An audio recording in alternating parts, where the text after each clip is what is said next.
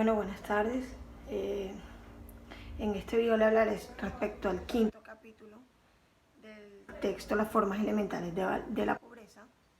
El capítulo lleva por título La pobreza descalificadora. Como primero, el autor nos plantea tres factores por los cuales se puede llegar al individuo a la situación de extrema pobreza. El primero, se habla del estatus social que éste pueda tener a partir de la producción eh, económica o basado a partir de esa producción económica dentro de la sociedad o dentro de la comunidad en la cual eh, vive o frecuenta. Como segundo, habla del sentimiento que puede generar el desempleo, ese sentimiento de fracaso o desplazamiento frente a los demás. Y como tercero, se habla de la degradación del nivel de vida o esa ruptura de la vida social y, por decirlo así, como un sentimiento de inferioridad frente a los demás trabajadores.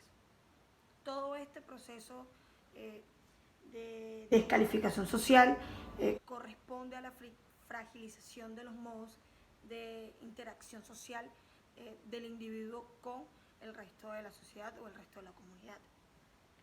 El autor nos menciona que las primeras encuestas sociológicas realizadas sobre la pobreza datan al principio de los años 30 del siglo XX, un periodo de crisis económica, el cual fue superado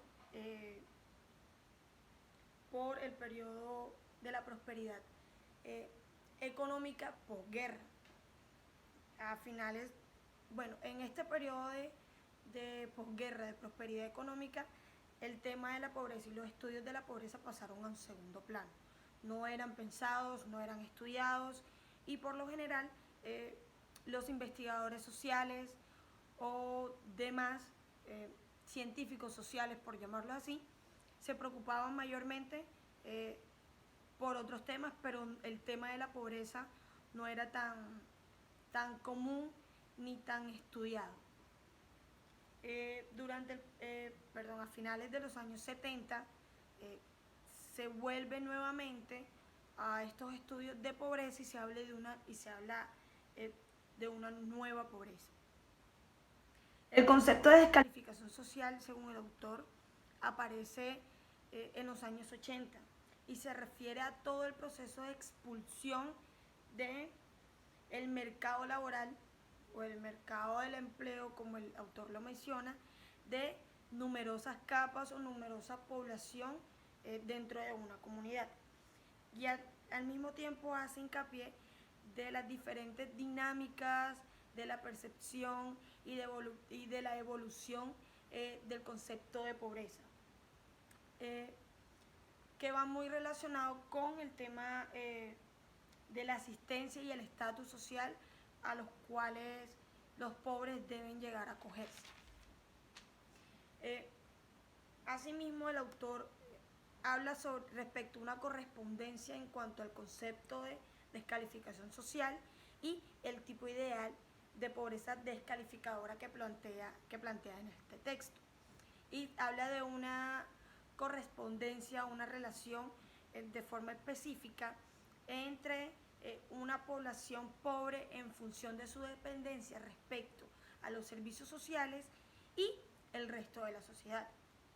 La elaboración del concepto fue previo, del concepto de descalificación social, para ser más específico, fue previo al tipo ideal que se fue creando, por decirlo así, a partir de la modificación y de las distintas encuestas y la distinta percepción que se iba teniendo de la pobreza como tal. Es decir, el tipo ideal el concepto de pobreza descalificadora que el autor nos plantea en este texto reemplazó al concepto de descalificación social, por decirlo así. En la pobreza descalificadora, el autor habla de un aumento de la solicitud de la asistencia social por parte del individuo, que se explica en tres factores. El primero es el nivel elevado de desarrollo económico asociado con un deterioro del mercado laboral o del mercado del trabajo. Como segundo, se habla de una fragilidad de los vínculos sociales. Y como tercer factor, el autor menciona el estado de bienestar, que este debe ser garante de protección a la mayor cantidad de personas en los cuales se debe acoger este estado. Pero los modos de intervención de este estado llegan a ser en gran cantidad o en mayor medida inadaptados para cierto tipo de población. Todo este proceso y estos tres factores que el autor menciona llega a ver que la pobreza, una diversificación de la pobreza, que no solo está en una sola clase, sino que puede ir variando de distintas clases, distintos tipos de personas y distinto estatus social, por decirlo así, generando así distintas categorías sociales dentro de esta misma categoría de pobreza. Continuando con esto, el autor menciona el retorno de la inseguridad social y hace una especie de comparación entre unos sondeos que se hicieron en Francia en cuanto a los números de parados, es decir, números de desempleados. Se habla que a principios de los años 70 eran 500.000 los parados en Francia, representaban el menos del 4% de la población activa en 1975. Ya a principios de los años 90, esta población de parado aumentó a 3 millones de población, de la población activa, representando el 12% en 1994. A finales de los 90, el autor menciona que se dio una reducción importante de esto, pero en 2004 este porcentaje siguió siendo el de 10%. El autor menciona que se pasa del desempleo residual al desempleo de exclusión. Esto afectó a todos los países de Europa y también afectó a Estados Unidos. Luego se da el deterioro del mercado del trabajo, que ya no solo están los parados o las personas que se encuentran en desempleo, sino que también están aquellas que tienen un empleo precario y aquellas que tienen un empleo de tiempo parcial, denominados por el autor como subempleos. Y acá es cuando se da la multiplicidad de los empleos precarios.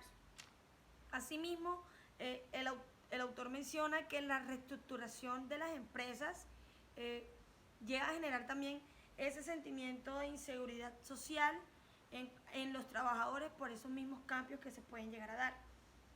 Y más adelante el autor menciona la crisis de la sociedad salarial, lo cual estructura una nueva relación social con la pobreza. Bueno, ya un nuevo apartado habla respecto a la representación de la pobreza como caída. Acá comienza el autor a mencionarnos que el tema de la pobreza en las sociedades industriales avanzadas era casi un tema exótico dentro de la comunidad.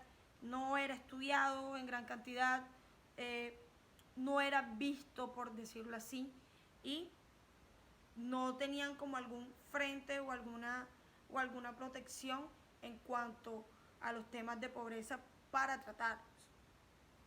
Una vez que estas sociedades seguritarias se enfrentan al desempleo estructural y a la precariedad del trabajo, ya comienzan a tener una nueva percepción de la pobreza y ya se ve o aparece la figura de la caída a partir de la pobreza.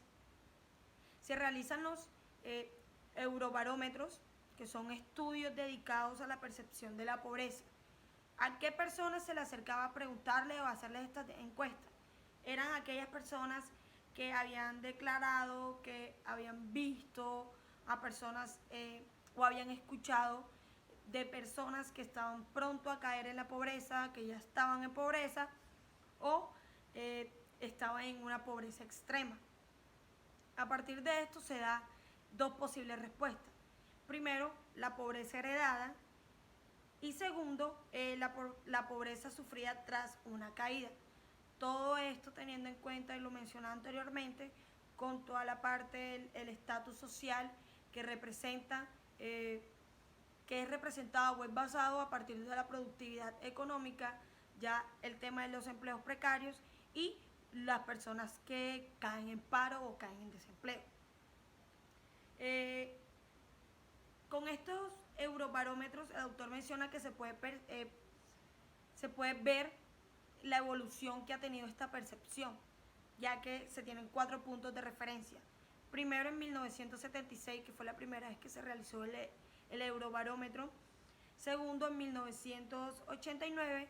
Tercero en 1993 y por último en 2001, que son los casos que menciona el autor.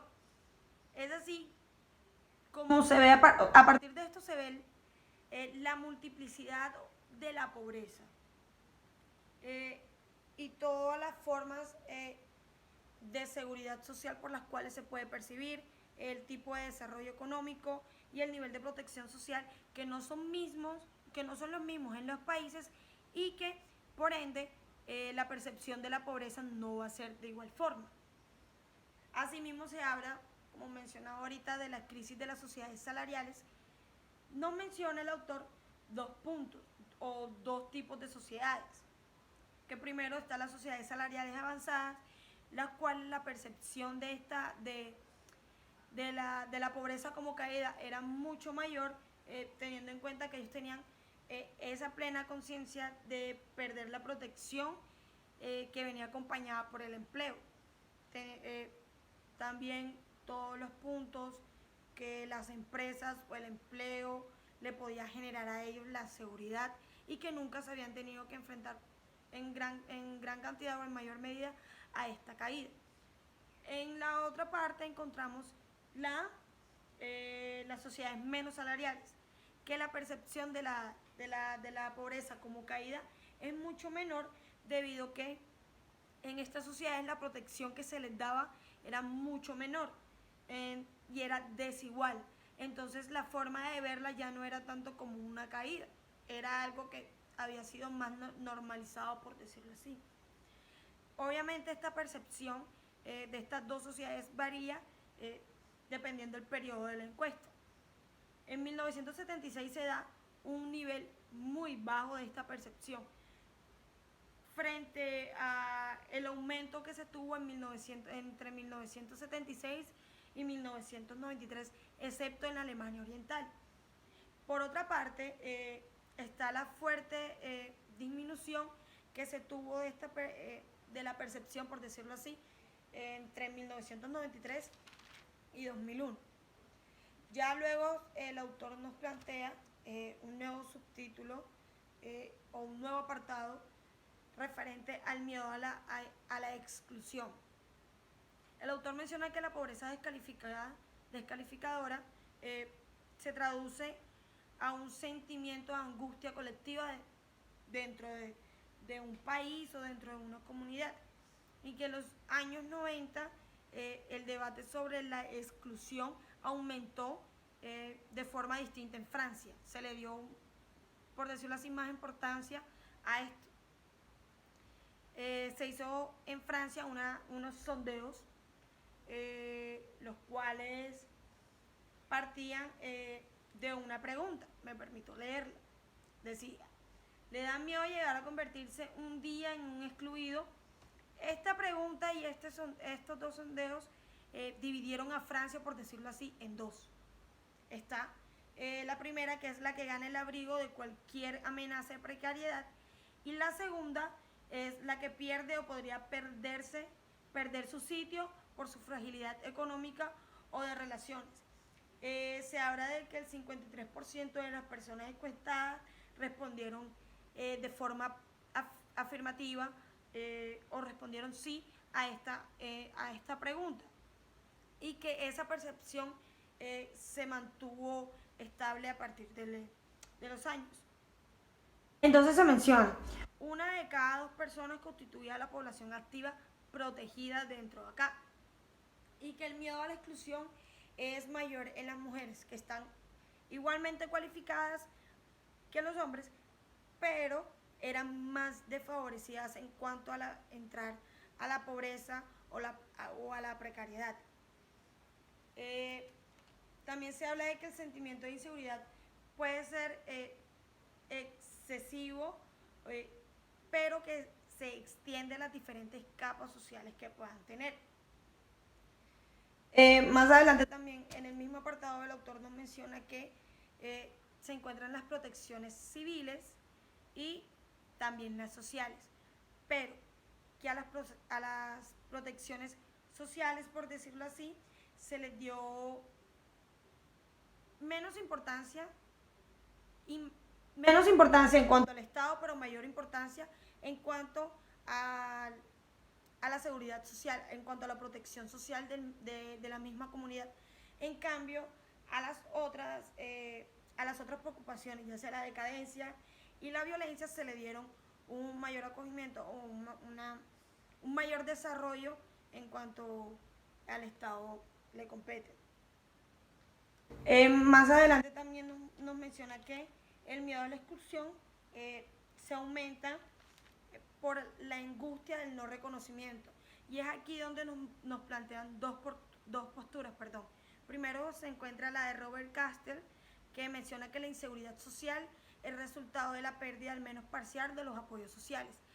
Y en la otra parte encontramos la percepción de Pierre Bourdieu, que mencionaba que la inferioridad socialmente reconocida da origen a un sentimiento o a una afectación incluso psicológica en cuanto a la inferioridad que puedan sentir en las relaciones sociales frente al otro, y genera desconfianza en sí mismo y el sentimiento de inutilidad. Estos dos sentidos se vuelven a encontrar en la parte de la precariedad laboral. Y es así como el autor menciona que la relación con el empleo remite a la lógica protectora del estado de bienestar, mientras que la segunda a la lógica productiva de la sociedad industrial. Es por esto que el asalariado ocupa por decirlo así, una posición de inferioridad dentro de la jerarquía laboral, dentro de todos estos sistemas empresariales y todo el mercado laboral. Ya lo hemos hablado antes en cuanto a la precariedad laboral y todo el sentimiento que este puede generar y toda la disolución social, por llamarlo así, que puede generar dentro de un mismo ambiente laboral o dentro de una misma comunidad. Siguiendo con este tema de la precariedad laboral, permito leer textualmente, ya finalizando este apartado del miedo a la exclusión. El autor menciona: dicho de otra forma, los cambios en las formas de integración profesional, lejos de reducir las diferencias, consagran la complejidad de la jerarquía socioprofesional y fragilizan al mismo tiempo a una parte cada vez mayor de los trabajadores.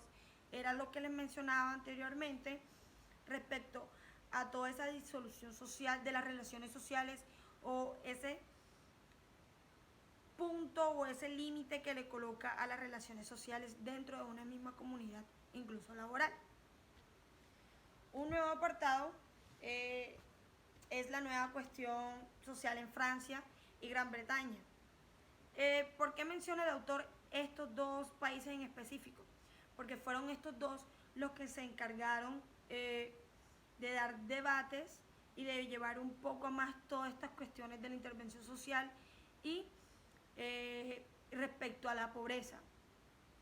El autor menciona que primero la visión francesa se inscribe sin ninguna duda en la tradición durkheimiana de la solidaridad orgánica, que hoy considera amenazada por el incremento de la exclusión. Mientras que la visión británica se basa en una idea diferente de la sociedad, en que las personas deben poder disponer de recursos suficientes, no para evitar la marginalización, sino para afrontar la competencia con los otros en un mercado abierto.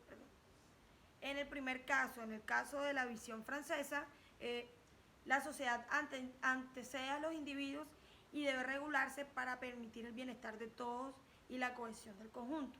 mientras que en el segundo, la visión británica, son los individuos quienes, al aceptar la lógica del mercado y la competencia, deben ocuparse de sí mismos para protegerse o para asegurar esa protección mínima de sus necesidades frente a los demás.